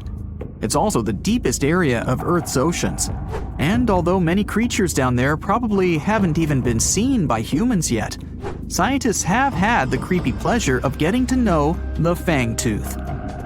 The fangtooth fish shamelessly lives up to its name. Just look at that thing. The fangtooth is carnivorous and feeds on just about anything it can find that gets caught in its sharp-toothed mouth. These fish rely on their contact chemoreception to find prey. In other words, they can sense chemical residue that comes off of other living organisms in the deep sea. This is because they don't have any light-producing cells on their bodies, unlike many other deep-sea fish. On top of all that, it's pretty dark down there, so whatever crosses their path, they chomp on. While these guys look pretty scary, they're not a threat to humans. They only grow about 7 inches long. Even so, I wouldn't want to run into one of these things during a relaxing swim in the ocean. The Dunkleosteus. Strangely enough, this prehistoric fish, known as the T-Rex of the seas, had no teeth. Those were replaced with bony plates that allowed it to have the strongest bite among other monsters of its size.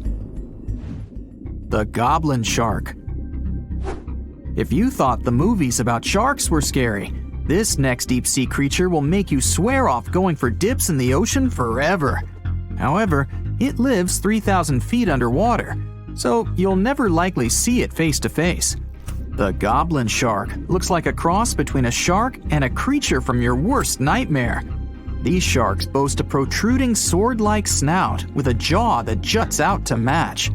Unlike other sharks that have more of a gray hue, this creepy thing looks not so pretty and pink. Aside from their scary demeanor, what do scientists really know about the goblin shark? Well, not much, except that they can grow up to 18 feet in length. Looks like there's still a lot to learn about these guys, if you dare to. By the way, did you know that sharks don't sleep? Many species have to keep water moving over their gills to get oxygen, so they can't fall into a deep sleep like we do. That's why they stay half awake during rest. Typically, sharks don't even close their eyes. The cookie cutter shark. This shark is a living horror, with lower teeth being big and sharp, while the upper ones are much smaller. When its teeth fall off, the shark eats them to maintain calcium levels. Pretty smart solution for a shark. The frilled shark. Studying the frilled shark is like looking through a portal back to prehistoric times. That's because scientists think that these eel-like sharks haven't changed much since their oldest ancestors roamed the deep sea waters, so they're sometimes referred to as living fossils. These sharks' mouths are filled with a terrifying 25 rows of backward-facing sharp teeth, 300 in total. They're designed to grasp prey and hold them tight so they can't get away, according to early studies of the shark conducted in 1884 and published in the Bulletin of the Essex Institute. Luckily for swimmers, the frilled sharks live between 390 feet and 4,200 feet below the ocean's surface, so they'll probably never run into them. Probably. This is probably the worst nightmare of any dentist. The northern stargazer. Take a look at this cutie. The northern stargazer is definitely not something you'd wish to see on the ocean floor. This horrid creature hides its body under the sand, leaving its face above to wait for prey. The tasseled wobbegong. Here's another carpet shark on our list. It lies low on the bottom of the sea and patiently waits for its prey to come by. The Australian ghost shark. The Australian ghost shark isn't really even a shark, but a very bony fish. It's also a living fossil. It hasn't changed within the last 400 million years. Believe it or not, sharks and humans have a common ancestor that lived around 440 million years ago. Even though we both evolved in our own way, there are still some signs of that connection. For example, the genome of an elephant shark is very similar to humans. The Leopleurodon. This list of terrifying creatures would be incomplete without mentioning the terrifying and prehistoric Leopleurodon. This carnivorous marine reptile existed during the Colovian stage of the Middle Jurassic era and ruled the waters at 9 feet in length. Scientists believe Leopleurodon thrived in this deep-sea trench because of its ability to swim long distances and its 4 paddle-like limbs. While they probably weren't able to propel themselves toward prey like other animals of the area, they did manage to accelerate and attack very ruthlessly and efficiently. Additionally, they relied on their long snouts to smell prey, which leads scientists to believe they didn't rely on sight for hunting. This means they could have thrived in the dark Mariana Trench. Around 150 million years ago, Leopleurodon became extinct due to competition for prey against other thriving marine reptiles. And I think I speak for all of us when I say, thank goodness for that. Considering that scientists have only explored 5% of the ocean floor and found some of the scariest sea creatures imaginable, one can only dream of what other animals reside in the deep sea waters.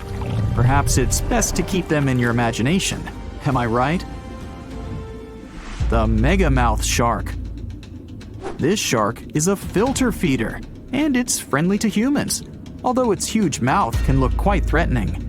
Like basking sharks, it swims with its mouth constantly wide open, as if it were on Twitter. The gulper eel. This deep-sea eel has an easily distended belly that allows it to swallow prey twice its size in a single monstrous bite. They have very unusual jaw shapes and can reach about 2 to 3 feet in length. Do you see that large log near the ocean floor? Maybe it's part of an old ship. Treasure, gold, diamonds, I'm rich! Well, as you get closer, you notice something. It's swimming! It's not a shark or a dolphin, it's a saltwater crocodile! Now don't panic. If you bump into one of these reptiles in the sea, it's unlikely it'll think of you as food. Crocodiles have a special valve in their throat that stops them from drowning underwater, but that doesn't mean they can't bite.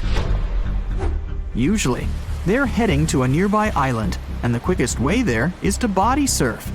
They can't really take the ferry, you know. Watching one from a distance should be okay. Just don't swim to shore right away. They love to ambush their lunch in shallow water. If there's one time I'd want to see a great white shark, it's when I'm diving with crocodiles. They'll gladly take a crocodile-sized nibble, given the right motivation. Want to high-five a sea creature? Well, put your hand up for the Tasmanian red handfish. This fish doesn't swim like a fish. It walks. It uses its flipper-like hands to stroll around on the ocean floor. These bottom walkers are disturbed by swimmers and boats a lot. Some people even want to take them home as pets. I think it's better to just give them a wave and swim on by. The vampire squid. Its species name is Vampiroteuthis infernalis, which translates to vampire squid from hell. Oh yes, this vampire squid means to terrify everyone with its name, its dark red color, its spikes at the bottom, and the scary fact that it can basically turn itself inside out. The vampire squid loves putting on a good show, but it's as harmless as a kitten is to humans. It's as if Dracula scared the pants off you, but he didn't have blood-sucking fangs. The vampire squid feeds on food particles from plants and animal matter floating near the ocean's surface. Since they're not predators, they need good defensive strategies, and their vampiric look is designed to ward off large creatures who want to eat them. Turning themselves inside out is a defensive mechanism since the spiky areas in the inner skin are more intimidating. They also shoot out a substance that does not have color, but is packed with bioluminescent particles to distract predators. The vaquita. Going out on a boat off the coast of Mexico sounds like the perfect vacation.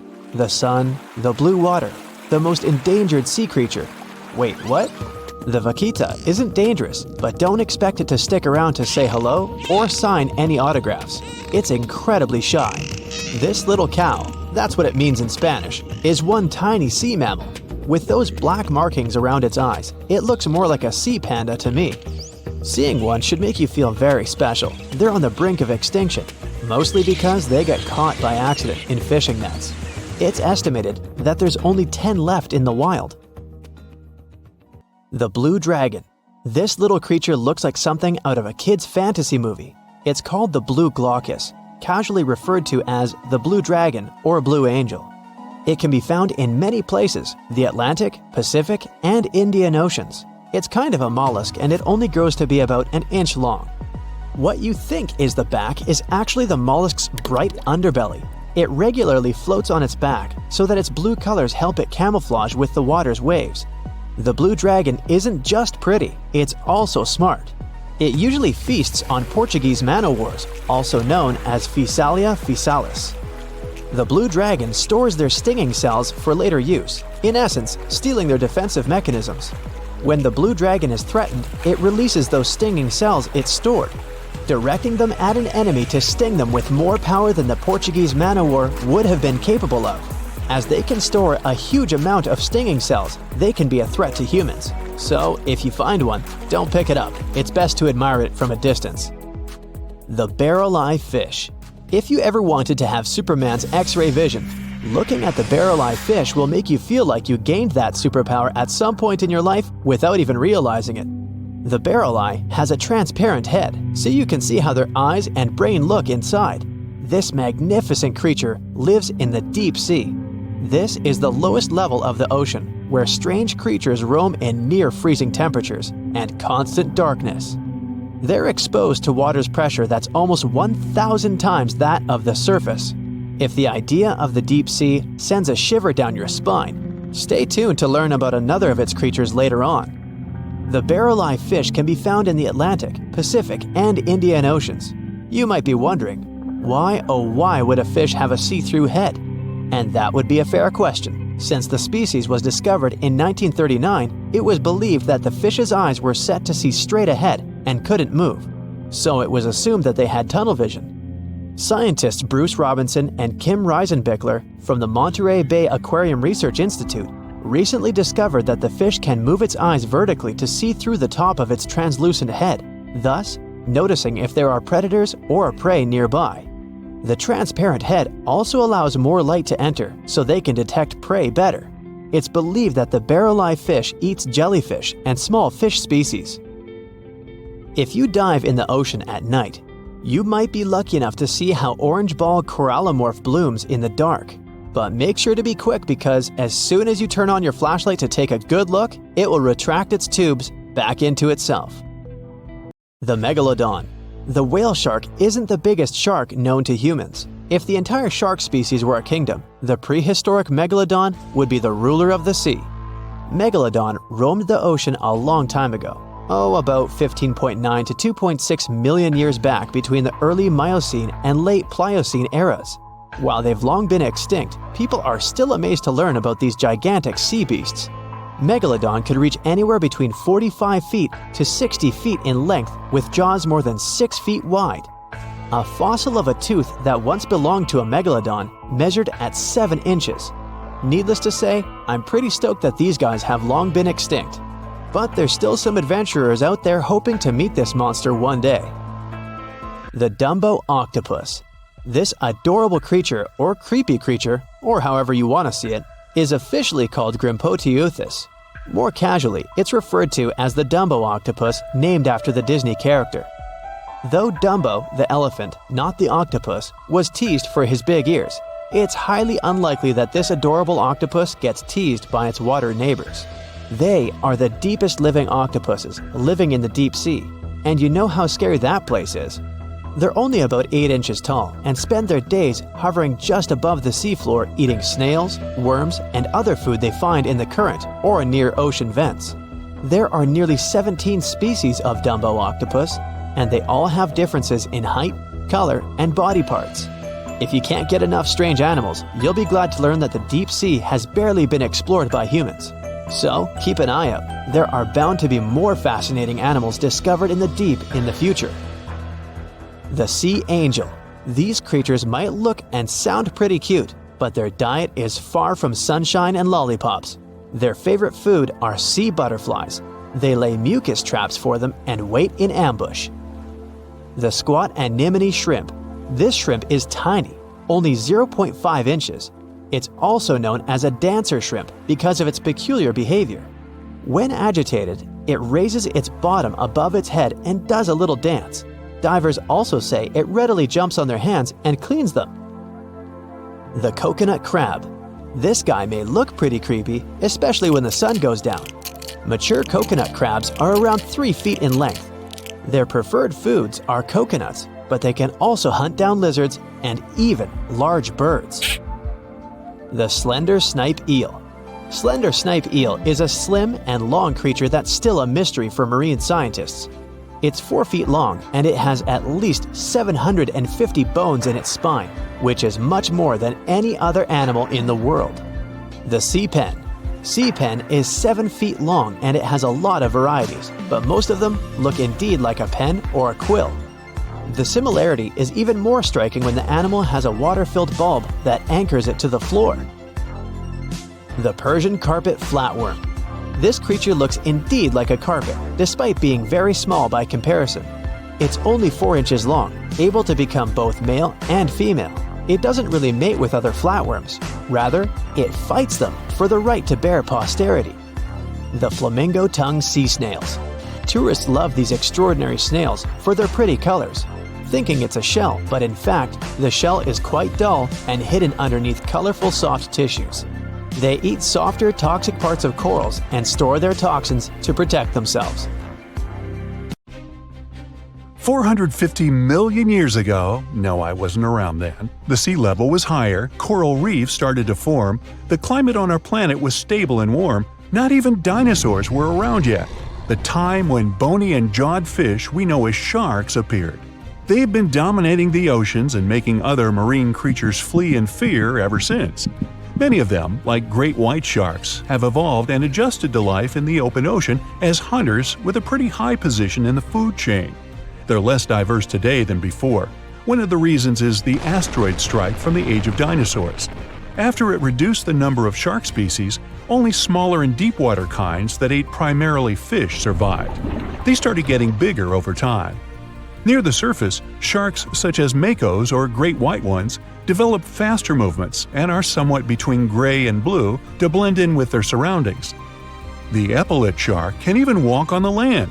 It can't take a walk on the beach because it can't breathe outside of the water, but it lives on coral flats in shallow tropical waters, so it can walk in kind of a crawling motion. But deep down below, there are mysterious, alien-looking, often huge shark species that didn't come to the surface, which is why they didn't need to adjust to the new environment and different conditions. They haven't changed a lot through time, so they're some living fossils. These creatures mostly don't have 5 gill slits, the most common number, but 6 or 7. It's because there's less oxygen the deeper you go in the ocean, so they need more gill slits. Sharks on the surface evolved to have fewer gill slits. 6-gill sharks are the most primitive sharks we have today. Their skeletons are like those of ancient extinct sharks, and they can survive only in very deep waters. Like cats, sharks have a layer of reflective cells placed inside their eyes, which helps them see better in the dark, deep sea or cloudy waters. Sharks on the surface have big eyes because they evolved to hunt in the sunlight, so they tend to rely on their vision. Those that live in shallow waters have small eyes, so they can protect themselves from the sand. Like some other deep-sea creatures, 6-gill sharks also have bigger eyes to take in as much light as possible. They have more light-sensing rods, but don't distinguish colors that well. In the ocean's twilight zone, with the minimum of sunlight, there's a couple of bioluminescent shark species. They don't take in light within their eyes, but produce or re-emit it with their bodies. Their skin or organs have specialized cells that produce a soft blue-green light. Deep-sea creatures that produce their own light do that to attract their prey. deter animals from going after them, or, scientists think, communicate with each other. It can even help them to camouflage. They do it by hiding their silhouettes from animals going after them. They produce enough light to match their surroundings. The biggest luminous underwater creature is the kitefin shark, found swimming 980 feet below sea level, preying on groundfish or smaller sharks. It can grow almost 6 feet long and lives 3,200 feet below sea level. Deep-sea sharks are also bigger than those on the surface. The Greenland shark can grow up to 24 feet long, bigger than a great white. There's a thing called deep-sea gigantism. Creatures in nutrient-poor depths of the ocean grow bigger because, that way, they lose less energy as heat. The Greenland shark lives its life in slow motion. It has a slow metabolism and can go very long periods without food. With their slow pace, they evolved to live up to 500 years at depths of 7,200 feet. Sharks in shallow waters catch their prey relying on agility and speed, but for them it's easier because there's plenty of food on the surface. Deep-sea sharks, with less food and slower life rhythm, had to develop a different style. They're more opportunistic, definitely not picky, and don't care if their future meal is alive or not. Frilled shark, another living fossil from the darkest depths, hasn't evolved much through time, and they're one of the last of their kind, with all of their relatives already gone extinct. It grows up to 7 feet long, primarily hunts on squid, and catches other sharks and fish. It looks like a dinosaur, a snake-like face, a long, smooth, thin body that moves in a serpentine way. It can propel itself with the power of its tail and curl like snakes. They don't swim in a straight line like other sharks. Cookie cutter shark grows up to 20 inches. It got the name because of the way it feeds, biting off small pieces. It's a parasite creature, which means it feeds off bigger animals but leaves them alive. They have sharp teeth and sometimes even swallow those that fall off on purpose. Some researchers think it could be because they live in the depths that are nutrient poor. If they swallow the teeth, they could recycle calcium and other material from it. Prickly shark is a rare and unusual creature with many thorn-like denticles and 2 small dorsal fins. It lives mostly in the depths of the Pacific region up to 1,900 feet. Ghost sharks are not even real sharks, but fish closely related to them and rays. They have big pectoral and pelvic fins, 2 dorsal fins, pretty big eyes, and unlike their cousins, have a single external gill opening. Ghost sharks have slender tails and can grow up to 80 inches, silver to blackish color. They sometimes live in rivers and coastal waters, but also in the depths of the ocean of 8,200 feet or even deeper. They are pretty weak swimmers, so they tend to feed on invertebrates and small fish. Goblin sharks. Swimming through the deep sea, this creepy shark with a flabby body suddenly sees a small, innocent squid. It goes toward it, but the potential snack notices it and quickly starts moving to dart away. It seems like the plan could work at first, but then the shark suddenly thrusts the jaw of its mouth and catches the poor little squid in a second. After the meal is finished, the animal simply fits the jaw back into the mouth and goes away as if nothing happened. This is possible because it has a jaw connected to 3-inch-long flaps of skin, which is why it can unfold from the snout. It can grow up to 12 feet long with a weight of 460 pounds. Scientists think goblin sharks are mostly active in the morning and evening. The shark has a long, prominent snout and specific sensing organs on it. It uses them to sense electrical fields in the dark oceanic depths. Seven-gill shark is a big cow shark, brown to silver-gray on top, white underneath, black and white spots, with a thick body, a small dorsal fin, and a wide, blunt snout. It can grow up to 10 feet long, mostly lives in the depth of 1,870 feet, but you can also find it in deep channels and bays. It can be aggressive toward humans if provoked, so don't. Like most deep-sea creatures, it's an opportunistic hunter that's not quite picky but likes to go after dolphins, seals, porpoises, and other marine animals. Megamouth sharks mostly live in the depths of 15,000 feet and spend most of their time in the dark, like me. Scientists discovered it in 1976 because it went near the surface at night to feed on zooplankton. That's the only time these sharks go there. During the day, they return to their quiet, dark, and mysterious depths. They are filter feeders, which means they keep their mouths wide open while swimming, so they filter the planktons they like to eat. There are organs that produce light inside of their mouths, which attracts potential prey, such as pelagic crustaceans. These sharks live in the deep parts of the ocean, but you can rarely find them below almost 2 miles. Scientists think some other, stronger bony fishes outcompeted them. Deep parts of oceans became oxygenated around 70 million years ago, and sharks have been around way longer. But bony fishes adjusted and adapted efficient ways to use oxygen, while sharks were slow with adaptations, so they lost. Also, oceanic depths are way colder, which is challenging for fish and the rest of cold-blooded animals because the speed of their metabolism widely depends upon the external temperature.